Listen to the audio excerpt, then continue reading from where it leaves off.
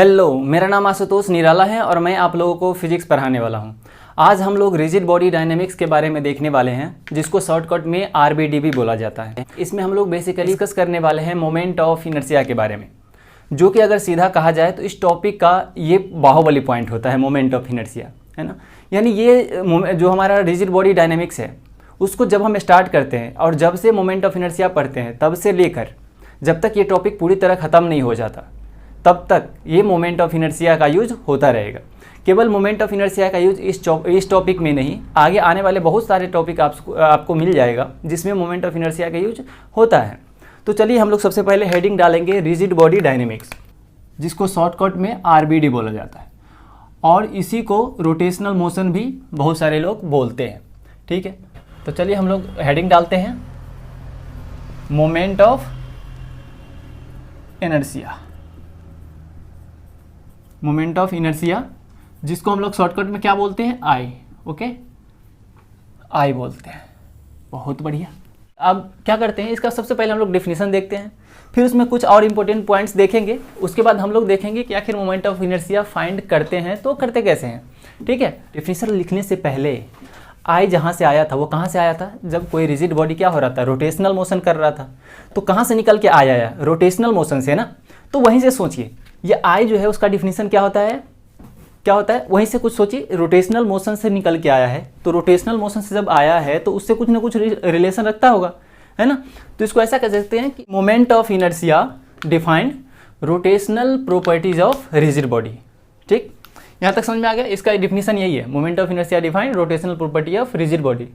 ठीक, अब ये देखिए, फर्स्ट पॉइंट तो पता चल गया कि ये रिजिड बॉडी के रोटेशनल प्रॉपर्टी को डिफाइन करता है। बहुत बढ़िया।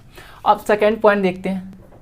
अगर मान लीजिए हमारे पास दो से ज़्यादा रिजिड बॉडी का एक सिस्टम बना के दे दिया जाता है कि चलो एक हमारा यहाँ एक बॉडी हो गया, यहाँ एक हो गया, दूसरा यहाँ हो गया, ये पूरा एक सिस्टम में है। ठीक है, इस टोटल का मुझे मोमेंट ऑफ इनर्शिया फाइंड करके दो। ये 1 है, ये 2 है, ये 3 है।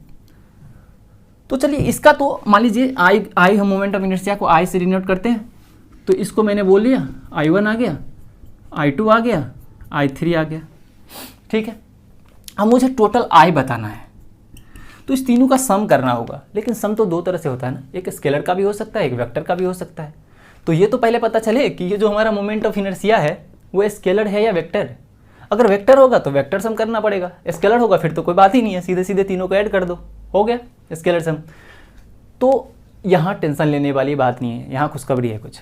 यहाँ खुशखबरी ये है कि मोमेंट ऑफ इनर्शिया जो होता है वो वेक्टर क्वांटिटी नहीं होता है, स्केलर क्वांटिटी होता है। ठीक है, तो यहाँ सोचने वाली बात ही नहीं है। जैसे ही आई पूछे तो सिस्टम में जितने भी रिजिड बॉडी है, ठीक है, जितनी भी रिजिड बॉडी है, सबका मोमेंट ऑफ इनर्शिया को हम क्या करेंगे, सिंपल ऐड कर देंगे। यही हमारा हो गया सिस्टम का मोमेंट ऑफ इनर्शिया, है ना, कितना आसान। तो सेकेंड पॉइंट में क्या था कि moment of inertia is the scalar quantity. ठीक है, यहाँ तक सबको क्लियर है। चलिए अब नेक्स्ट पॉइंट हम लोग देखेंगे इसी का, जो कुछ 2-3 पॉइंट हैं जो कि इंपॉर्टेंट है डेरिवेशन, और जब भी हम क्वेश्चन सोल्व करते हैं तो वहाँ पे कभी कभी यूज हो जाते हैं, तो उसको लिख लेते हैं। तो सबसे इसमें हम लोग देखेंगे कि मोमेंट ऑफ इनर्शिया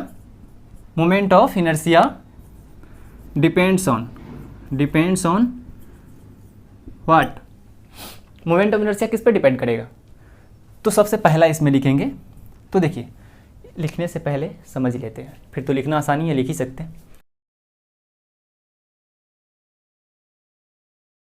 यहाँ पे जो हम लोगों ने kinetic energy, rotational kinetic energy लिखा था, हाफ आई ओमेगा स्क्वायर, याद करिए लिखा था। अब यहाँ पे जो आई लिखा था उसको अगर सेपरेट करके लिखें तो कुछ इस तरह का था, m1 r1 का स्क्वायर प्लस m2 r2 का square plus dot dot dot, इस तरह से कुछ था। इसी को तो आई बोल दिए थे। तो यहीं से ध्यान से देखिए, आई के टर्म में क्या कह रहा है, मास आ रहा है और आर आ रहा है। आर क्या था, रेडियस। रेडियस का मतलब क्या हुआ, जो एक्सिस ऑफ रोटेशन से उस पॉइंट का डिस्टेंस कितना था, जो मैंने पॉइंट मास लिया था, ठीक है, m1 उसका। तो moment of inertia depends on, किस पे डिपेंड करेगा, सबसे पहला मास ऑफ ऑब्जेक्ट। ठीक है, मास ऑफ ऑब्जेक्ट पे डिपेंड करेगा। फिर दूसरा, इसी में दूसरा पॉइंट क्या है, आर पे डिपेंड करता है। यानी moments of inertia it depends on axis of rotation, कि हमारा एक्सिस ऑफ रोटेशन कहाँ है, क्योंकि एक्सिस ऑफ रोटेशन का पोजीशन जहाँ होगा, मान लीजिए यहाँ एक्सिस ऑफ रोटेशन है, यहाँ पॉइंट, ये रिजिड बॉडी यहाँ है, ये एक्सिस ऑफ रोटेशन, तो ये बीच का सेपरेशन हमारा हो गया। अगर मान लीजिए इस एक्सिस ऑफ रोटेशन को यहाँ कर दिए तो अब कुछ और हो गया, तो एक्सिस ऑफ रोटेशन पे डिपेंड कर रहा है ना, तो ठीक है, इस पर भी डिपेंड किया। अब देखिए तीसरी point, moment of inertia depends on distribution of mass of object, है ना, यानी ऑब्जेक्ट पे मास का डिस्ट्रीब्यूशन कैसा है। अब डिस्ट्रीब्यूशन कैसा है का क्या मतलब है, तो दो तरह के डिस्ट्रीब्यूशन होते हैं, एक तो हमारा होता है यूनिफॉर्मली डिस्ट्रीब्यूटेड, एक होता है नॉन यूनिफॉर्मली डिस्ट्रीब्यूशन, ठीक है। अब देखिए, अब हम लोग धीरे धीरे न्यूमेरिकल वाले पार्ट पे मूव करते हैं। अभी तक तो थ्योरी जैसा था, लेकिन अब हम लोग न्यूमेरिकल वाले पार्ट पे मूव करने की कोशिश करते हैं, ठीक है। तो अब चलिए सबसे पहले इसमें हम हेडिंग डालेंगे, अब न्यूमेरिकल वाले क्वेश्चंस करना शुरू करेंगे। Moment of MOI, moment of inertia of point mass, कैसा मास, पॉइंट मास। पॉइंट मास का मोमेंट ऑफ इनर्शिया कितना होगा, हम लोग उसको निकालना पहले सीखेंगे, फिर उसके बाद हम लोग पॉइंट के अलावा दूसरे अलग अलग तरह के मासेज होते हैं आगे डिस्कस करेंगे, उस सब का भी मोमेंट ऑफ इनर्शिया निकालना सीखेंगे। अभी फिलहाल देखते हैं कि पॉइंट मास का मोमेंट ऑफ इनर्शिया कितना होता है, उसको कैलकुलेट कैसे किया जाता है। तो मान लीजिए ये एक्सिस ऑफ रोटेशन है और ये एक पॉइंट मास है, इस तरह से पॉइंट मास होगा, बिल्कुल होगा। तो मान लीजिए ये पॉइंट मास ये एक्सिस ऑफ रोटेशन है, इस एक्सिस ऑफ रोटेशन पे कुछ डिस्टेंस पे है, उस डिस्टेंस को हमने r नाम दे दिया, और इस पॉइंट मास का जो मास है वो m है। इस केस में जो मोमेंट ऑफ इनर्शिया होगा इस पॉइंट मास का वो क्या, m इंटू r स्क्वायर, क्योंकि देखिए ये जो हमारा एक्सिस ऑफ रोटेशन है इसके अबाउट ये इस तरह से सर्कुलर मोशन करेगा, और अभी हम लोगों ने रोटेशनल काइनेटिक एनर्जी निकाला था, वहीं पे mr स्क्वायर ही तो था एक पॉइंट का। उसी तरह m1r1 का स्क्वायर प्लस m2r2 का स्क्वायर प्लस m3r3 का स्क्वायर तक लिखे थे मोमेंट ऑफ इनर्शिया आई, सबका सम करके, क्योंकि वो स्केलर क्वांटिटी था तो सबका सम हो गया था। तो यहाँ पे इस पॉइंट मास का मोमेंट ऑफ इनर्शिया कितना आया, m इंटू आर। अब देखिए ये केवल ये यहाँ पे जो सबसे इम्पोर्टेंट बात है उसको अभी समझने की कोशिश करते हैं, ठीक है, वो क्या है। तो यहाँ सबसे पहले हम लोग देख लेते हैं, ये m जो है वो क्या है, mass of object, mass of object. यहाँ पे ऑब्जेक्ट हमारा क्या है, पॉइंट मास, ठीक है। अब देखिए r जो है, r, ये जो r है वो क्या था, डिस्टेंस। तो यहाँ पे देखिए यही डिस्टेंस नहीं करना है, ये करना है परपेंडिकुलर डिस्टेंस करके समझना है। तो ये r क्या था, perpendicular distance, perpendicular distance of point mass, समझ में आ रहा है। परपेंडिकुलर डिस्टेंस ऑफ क्या है, ये पॉइंट मास। यहाँ जो परपेंडिकुलर लिखे हैं ना उसको अच्छे से आप हेडलाइन कर लीजिए, क्योंकि अभी जो हम न्यूमेरिकल करेंगे तो वहाँ पे समझ में आ जाएगा कि आखिर हमने ऐसा क्यों किया था। तो ये r क्या है, perpendicular distance of point mass from axis of, from axis of rotation, यानी इस पॉइंट मास का एक्सिस ऑफ रोटेशन से परपेंडिकुलर डिस्टेंस कितना है। अब परपेंडिकुलर क्यों है अभी हम लोग समझ लेंगे एग्जाम्पल के हिसाब। अब चलिए एग्जाम्पल से समझते हैं हमने परपेंडिकुलर टर्म क्यों यूज किया, अब फाइनली ये क्लियर होगा और 100% होके ही रहेगा, ठीक है। तो चलिए हम लोग सबसे पहले एक एग्जाम्पल लेते हैं। एग्जाम्पल कैसा, एकदम सिंपल सा प्यारा सा एग्जाम्पल, ठीक है। एग्जाम्पल नंबर 1, तो ये एक एक्सिस ऑफ रोटेशन सबसे पहले हम ड्रॉ करेंगे। अब ये मान लीजिए यहाँ एक पॉइंट मास है, अब ये पॉइंट मास का जो डिस्टेंस है, डिस्टेंस इस बार ध्यान से सुनिएगा, ये वाला डिस्टेंस और ये r है। अब ये जो डिस्टेंस है वो एक्सिस ऑफ रोटेशन से, ये जो हमारा ये जो एक्सिस ऑफ रोटेशन गिवन है, ये एक्सिस ऑफ रोटेशन वहाँ से 30 डिग्री पे है, 30 डिग्री पे, और ये इसका जो मास है वो m है। अब हमें फाइंड करना है, find moment of inertia of point mass, इसका I बेसिकली फाइंड करना है। कैसे करेंगे, तो देखिए जैसे ही पॉइंट मास सुना, सबसे पहले माइंड में क्या आना चाहिए, जैसे ही पॉइंट मास सुना और मोमेंट ऑफ इनर्शिया सुना, सबसे पहले मैंने क्या सोचा, I = mr², यही सोचना ही है, बिल्कुल आना भी चाहिए, ठीक है। तो ये पॉइंट मास जैसे ही है, मोमेंट ऑफ इनर्शिया की बात हो रही है, तो I = क्या सोचेंगे, mr²। अब बात की बात है r और m क्या लिखेंगे, लेकिन सोचना तो यही है, mr² होगा। तो देखिए जैसे ही आया तो हम लोग क्या करेंगे, सॉल्यूशन, बहुत सी आसान सी प्यारी सी सॉल्यूशन आएगी, है ना, बट इसमें कंसेप्ट छुपा हुआ है, इसको ध्यान से समझेंगे। तो आई इज इक्वल्स टू क्या लिखेंगे यहाँ, एम आर स्क्वायर। अब एम तो पता है यार कि ये जो पॉइंट मास है उसी का मास जो है एम वो है, और आर जो है हमने पढ़ा था कि perpendicular distance of point mass from axis of rotation. तो ये यार परपेंडिकुलर क्या है, ये तो कुछ इंक्लाइन पे है। हाँ तो यही तो कंसेप्ट है, यही तो कंसेप्ट है, तभी तो यहाँ इंक्लाइन दे रखा है ना। तो कंसेप्ट में क्या था, ये जो था वो परपेंडिकुलर डिस्टेंस था इस पॉइंट मास का इस एक्सिस ऑफ रोटेशन से परपेंडिकुलर डिस्टेंस, ये डिस्टेंस नहीं, ये डिस्टेंस है, ये हमारा ये आर है, सॉरी यहाँ पे नहीं लिखेंगे है ना। तो ये यहाँ जो आर है फॉर्मूले में वो कौन सा है, ये परपेंडिकुलर वाला, ना कि ये इंक्लाइन वाला, है ना।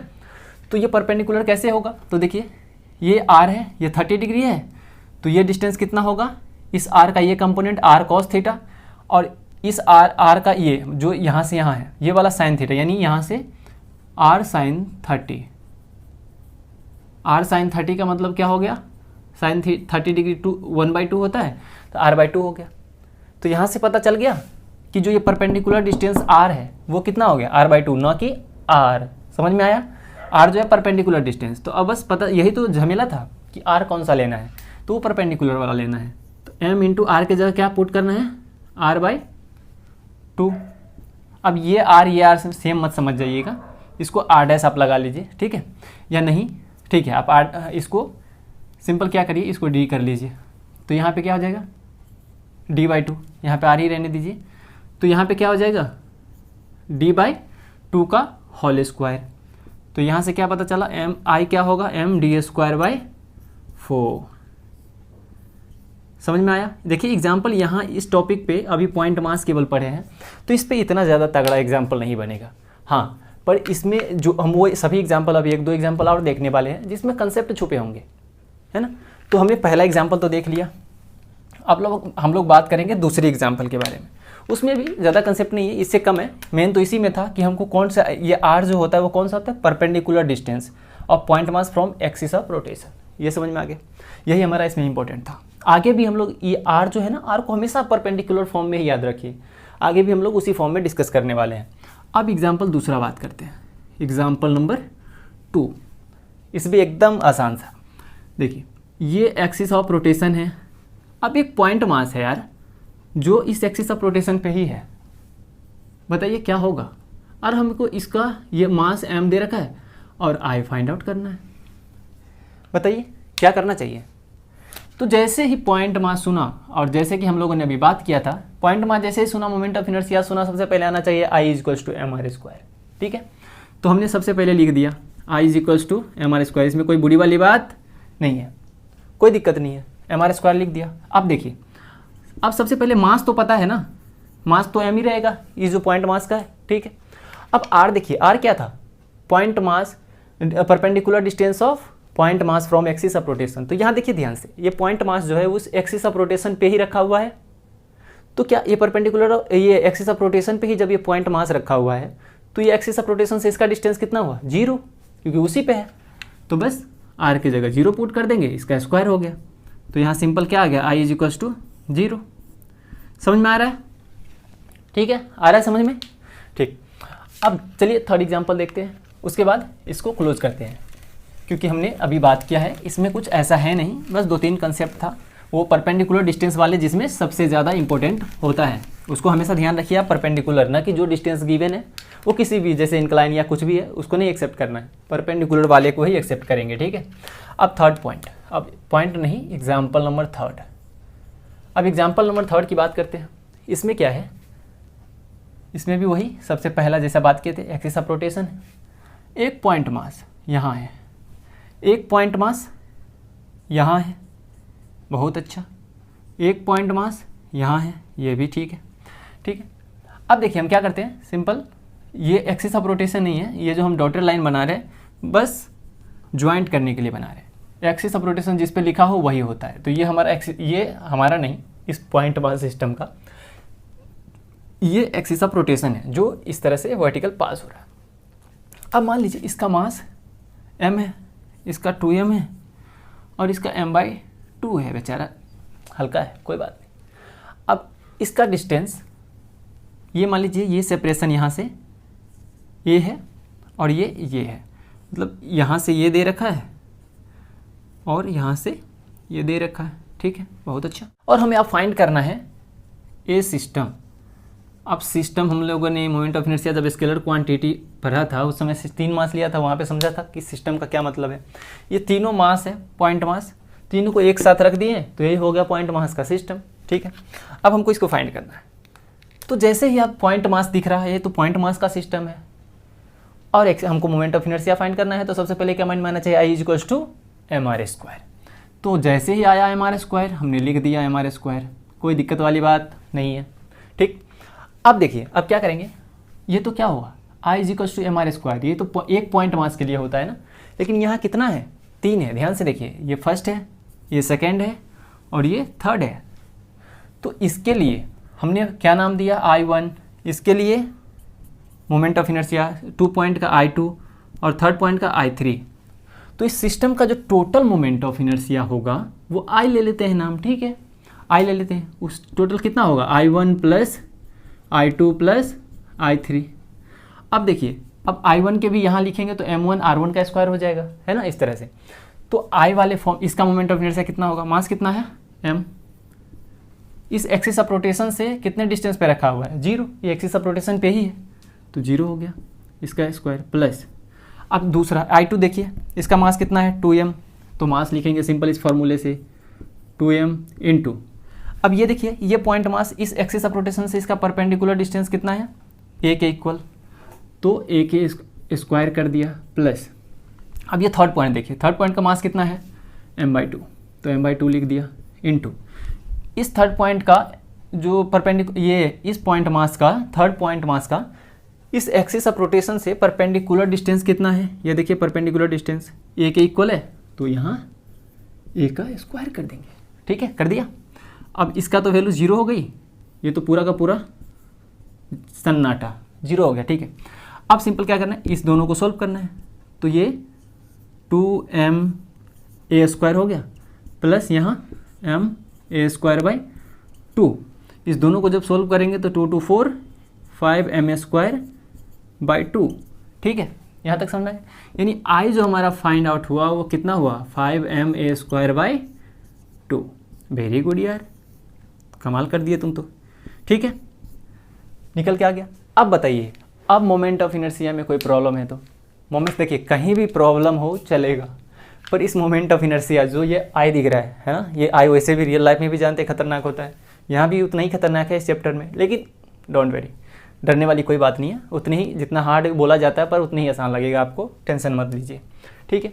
तो I आपको अच्छे से समझ में आना चाहिए। इसमें सबसे पहले क्या करना है, मास पॉइंट जैसे आया mr², r क्या है, परपेंडिकुलर डिस्टेंस, ये खास करके याद रखना है ना, परपेंडिकुलर या शब्द कभी भूलना नहीं है ज़िंदगी में। तो मोमेंट ऑफ इनर्शिया क्या होता था, ये रिजिड बॉडी के क्या करता है, रोटेशनल प्रॉपर्टी को डिफाइन करता है, ठीक है। ये एक स्केलर क्वांटिटी होता है, ये मास पे डिपेंड करता है, एक्सिस ऑफ रोटेशन पे डिपेंड करता है, और डिस्ट्रीब्यूशन कैसा है मास का, इस बात पे डिपेंड करता है। और उसके बाद हम लोगों ने पॉइंट मास का मोमेंटम ऑफ इनर्शिया निकालना सीखा था, जिस पे हम लोगों ने 3 एग्जांपल्स भी किए हैं। और जैसे ही पॉइंट मास सुने, मोमेंट ऑफ इनर्शिया सुना, सबसे पहले क्या आना चाहिए माइंड में, I is equals to mr², जहाँ पे r जो सबसे ज़्यादा इंपॉर्टेंट है, r क्या था, perpendicular distance of point mass from axis of rotation, ठीक है। यहाँ तक क्लियर है, अगर यहाँ तक क्लियर है तो ठीक है, अगर नहीं क्लियर है तो फिर से देख के क्लियर कर लीजिए, सिंपल सी बात है। तब तक के लिए जय हिंद।